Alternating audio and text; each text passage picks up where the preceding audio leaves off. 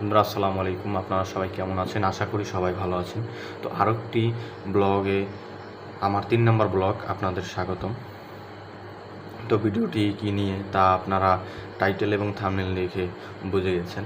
তো শুরু করা যাক, ভিডিওটি শেষ পর্যন্ত আপনারা দেখবেন। তো আমি এই কথা বলতে চাচ্ছি যে আমাদের পরিবার একটা জিনিস কোনো সময় মানতে চায় না। আমরা 20 থেকে 25 বছরের ভিতরে অনেকেই ইনকাম করতে পারি না। ওই সময় আমাদের একটি আমরা বিবাহ করতে চাই, আমরা একটি সঙ্গিনী চাই, তাদের কাছে বলি বা বলার চেষ্টা করি, কিন্তু তারা বুঝতে পারে না।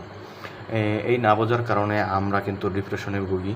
হ্যাঁ, আমরা তারপরে তারা বলে যে তুমি এখন তোমার কোনো কিছু ইনকাম করতে পারতেছো না, তুমি কিভাবে তোমার স্ত্রীকে খাওয়াবে, তুমি কিভাবে তাকে ভরণ পোষণ দিবে, এটা নিয়ে তারা একটা প্রশ্ন করে।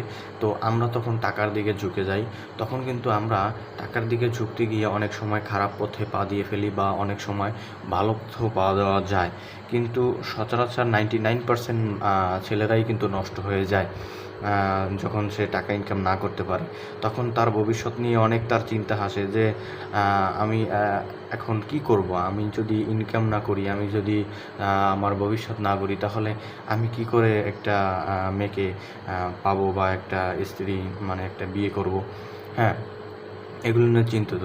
আসলে আমাদের মানসিকতা এমনভাবে হয়ে যায় যে আমরা নষ্টের পথে অনেকে চলে যাই। 99% মানুষই নষ্ট হয়।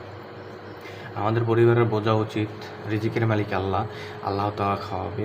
আমাদেরকে যদি বিবাহ দেয়, তখন কিন্তু আমরা আরও দায়িত্বশীল হব, আমরা আরও দায়িত্ব নিয়ে কাজ করব, তখন কিন্তু আমাদের উন্নতি হবে। হ্যাঁ, এখন আমাদের উন্নতি হচ্ছে না, কারণ হচ্ছে গিয়ে আমাদের একটি স্ত্রী নেই, আমাদের একটি বউ নেই, আমরা বিবাহিত নই, এই জন্য আমাদের উন্নতি হচ্ছে না। এখন সেটা যদি আমার পরিবার না বুঝে, তাহলে আর কি করার ভাই? আমার জীবন আমার পরিবার যদি নষ্ট করে দেয়, তাহলে আর কিছু বলার থাকে না এখানে। এখন সকল মা বাবাদেরকে বলছি, আপনারা আমাদেরকে বিবাহর ব্যবস্থা করে দেন, কারণ আমরা আর পারতেছি না। আমরা যুব সমাজ এই দুনিয়ায় নষ্ট হয়ে যাচ্ছি। আমাদেরকে ভালো হওয়ার সুযোগ করে দেন। আপনাদের 2 পায়ে পড়ি, আপনারা আমাদেরকে ভালো হওয়ার সুযোগ করে দেন। আজকের মতো এই পর্যন্তই ভিডিও। যদি কারো ভালো লেগে থাকে, তাহলে লাইক, কমেন্ট, শেয়ার এবং ফলো করতে ভুলবেন না।